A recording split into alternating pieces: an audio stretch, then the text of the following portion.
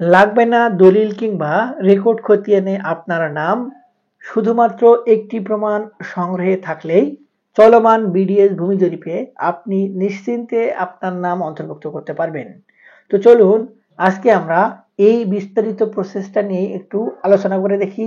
তবে ভিডিওটি দেখার পর যদি আপনার আমার এই ভিডিওটি ভালো লেগে থাকে, আরও কোনো ভিডিও দেখার আগ্রহ জন্মায়, তাহলে আমাদের চ্যানেলটি সাবস্ক্রাইব করে রাখতে পারেন। আর যদি আপনি নিয়মিত আমাদের এই জমি সংক্রান্ত পরামর্শমূলক ভিডিওগুলো দেখে থাকেন, তাহলে বরাবরের মতো লাইক, কমেন্ট এবং শেয়ার করে আমাদেরকে অনুপ্রেরণা দিবেন। বর্তমানে সারা দেশে একযোগে বিডিএস ভূমি জরিপের কার্যক্রম কিন্তু চলমান রয়েছে এবং এই বিডিএস ভূমি জরিপটি অতি দ্রুতই ২৬ সালের প্রথম নাগাদ কিন্তু শেষ হওয়ার কথা রয়েছে এবং এই বিডিএস ভূমি জরিপ নিয়ে দীর্ঘদিনে নানান ধরনের কার্যক্রম পরিচালনা করার মাধ্যমে ভূমি মন্ত্রণালয় ভূমি মালিকদেরকে নানান সময় কিছু পরামর্শ কিংবা নির্দেশনা দিয়েছিলেন। একজন ব্যক্তি যখন একটি সম্পত্তির অনুকূলে চলমান রেকর্ডে নিজের নাম অন্তর্ভুক্ত করতে চায়, তখন যে সম্পত্তিটি তিনি তার নিজের নামে রেকর্ড খতিয়ান করতে চাচ্ছেন, সেই সম্পত্তির অনুকূলে কিন্তু তাদেরকে কিছু প্রমাণ উপস্থাপন করতে হয়, যেই প্রমাণটির দ্বারাই বোঝা যায় যে ওই ব্যক্তি ওই নির্দিষ্ট সম্পত্তির মালিক। এক্ষেত্রে প্রমাণ হতে পারে দলিল কিংবা প্রমাণ হতে পারে পূর্বের কোনো রেকর্ডীয় খতিয়ান। এখন যদি কোনো ব্যক্তির কাছে দলিল না থাকে, শুধুমাত্র রেকর্ডীয় খতিয়ান থাকে, সেক্ষেত্রে তাকে কিন্তু প্রমাণ করতে হয় যে কি কারণে তার কাছে দলিল নেই এবং কি কারণে তিনি শুধুমাত্র ওই রেকর্ডীয় খতিয়ান দ্বারাই একটি জমি তার অনুকূলে খতিয়ানে অন্তর্ভুক্ত করতে পারবেন। কিংবা যদি কোনো ব্যক্তির কাছে শুধু দলিল থাকে, সেক্ষেত্রেও তার ক্ষেত্রে কিন্তু প্রসেসটা একই। আবার যদি কোনো ব্যক্তির কাছে এই দলিল কিংবা রেকর্ডীয় খতিয়ান না থাকে, তার কাছে শুধুমাত্র সম্পত্তির ভোগ দখল থাকে, সেক্ষেত্রে তিনি কিন্তু ওই সম্পত্তি কিসের উপর ভিত্তি করে ভোগ দখল করছেন, এই বিষয়টিও তাকে প্রমাণ করতে হবে। এখন এই যে প্রমাণগুলো, এই প্রমাণগুলোর সমষ্টিগত একটি ভূমিকাই হচ্ছে সম্পত্তির মালিকানা কে কিভাবে পাবেন সেটি। এখন যদি কোনো ব্যক্তির কাছে এই প্রমাণগুলোর একটিও না থাকে, শুধুমাত্র তিনি মনে করেন যে তিনি তার পূর্ব উত্তরাধিকারী সূত্রে তিনি সম্পত্তির মালিকানা পাওয়ার যোগ্য, এক্ষেত্রে তাকে যে বিষয়টি সংগ্রহে রাখতে হবে সেটি হলো তার যে সম্পত্তিটি তিনি পাবার দাবি করছেন, সেই সম্পত্তিটি যার মাধ্যমে তিনি পাবার কথা।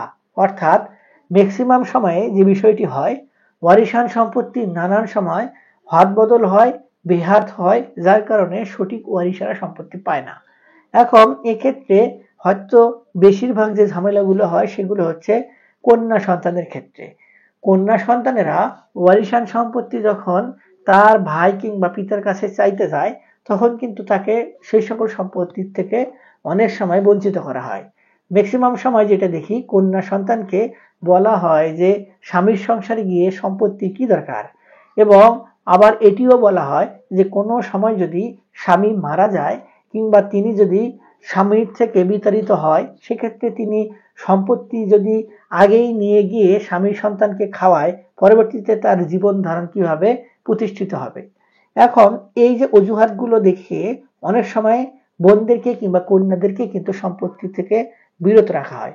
এখন পরবর্তীতে ওই কন্যা সন্তানেরা যখন দেখে আমার মায়ের অংশ আমার মামারা কিংবা আমার নানারা কোনোভাবে দেয় নাই, ওখানে আমারও একটু ওয়ারিশান সূত্রে অংশ পাবার কথা, সেক্ষেত্রে তারা এসে যখন সম্পত্তির দাবি করে, তখনই কিন্তু গ্যাঞ্জামগুলো লাগে এবং তাদের কিন্তু ওই সকল সম্পত্তি পাওয়ার আইনগত অধিকারও রয়েছে।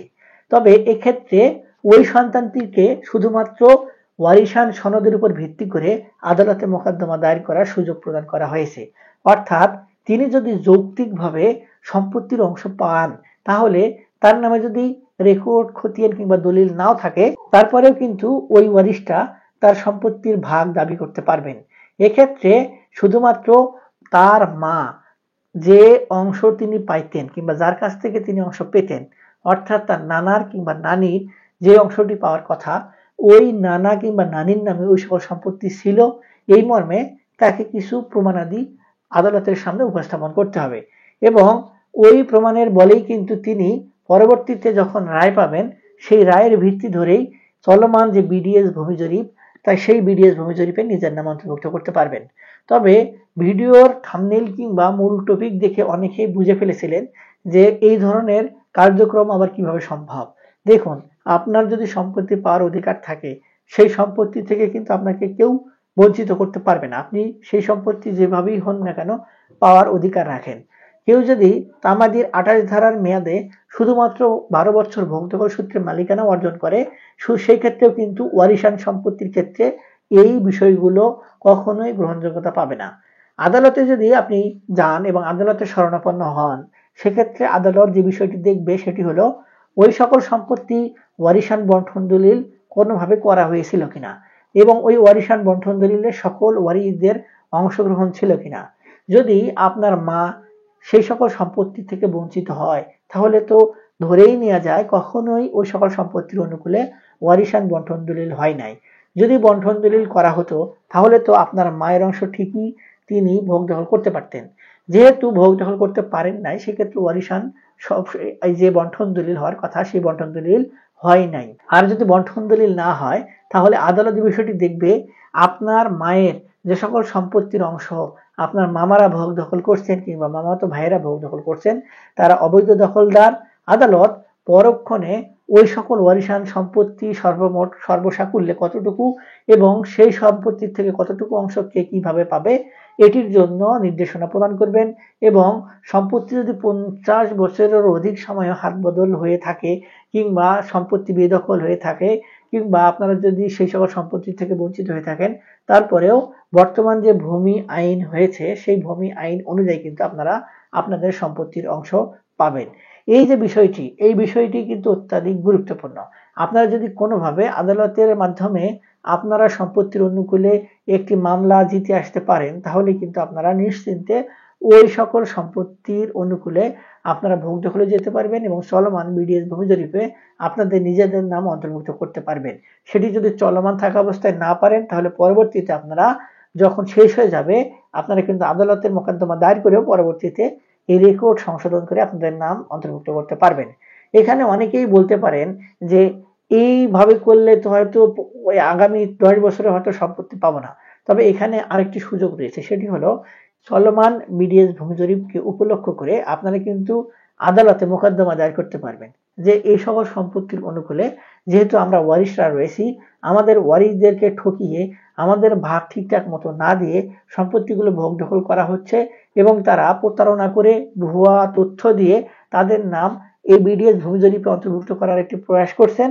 সেক্ষেত্রে এই জমির অনুকূলে বর্তমানে বিডিএস ভূমি জরিপ বন্ধ রাখা হোক। যখন একটি আদালতে মোকদ্দমা চলমান থাকবে, তখন যে সকল ব্যক্তি কিংবা কর্মকর্তা এই রেকর্ডীয় কার্যক্রম পরিচালনা করছেন, তারা কিন্তু ওই সকল সম্পত্তির অনুকূলে যতদিন মামলা নিষ্পত্তি না হবে ততদিন পর্যন্ত কারো নামে রেকর্ডীয় খতিয়ান করে দেয়া থেকে বিরত থাকবেন।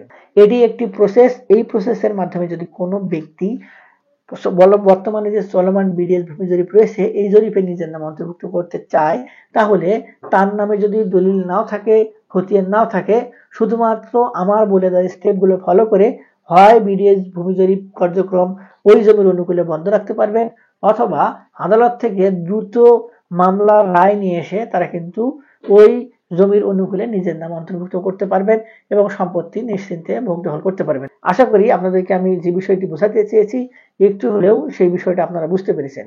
তবে আইনের এই বিষয়গুলো কিন্তু অত্যন্ত জটিল এবং অনেক গভীর, তাই এই বিষয়গুলো না বুঝে না শুনে হুটহাট করে কোনো পদক্ষেপ গ্রহণ করবেন না। যে কোনো পদক্ষেপ গ্রহণ করতে চাইলে সর্বপ্রথম একজন সিভিল ভালো আইনজীবীর পরামর্শ গ্রহণ করবেন। আমাদের থেকে পরামর্শ নিতে চাইলে আমাদের ভিডিও নিচে কমেন্ট বক্স রয়েছে, সেখানে কমেন্টস করবেন, আমরা আপনাদের সমস্যা অনুযায়ী সমাধান দেওয়ার চেষ্টা করব। আজকে এ পর্যন্তই, দেখা হবে সামনে নতুন কোনো ভিডিওতে। ততদিন পর্যন্ত ভালো থাকবেন। ধন্যবাদ।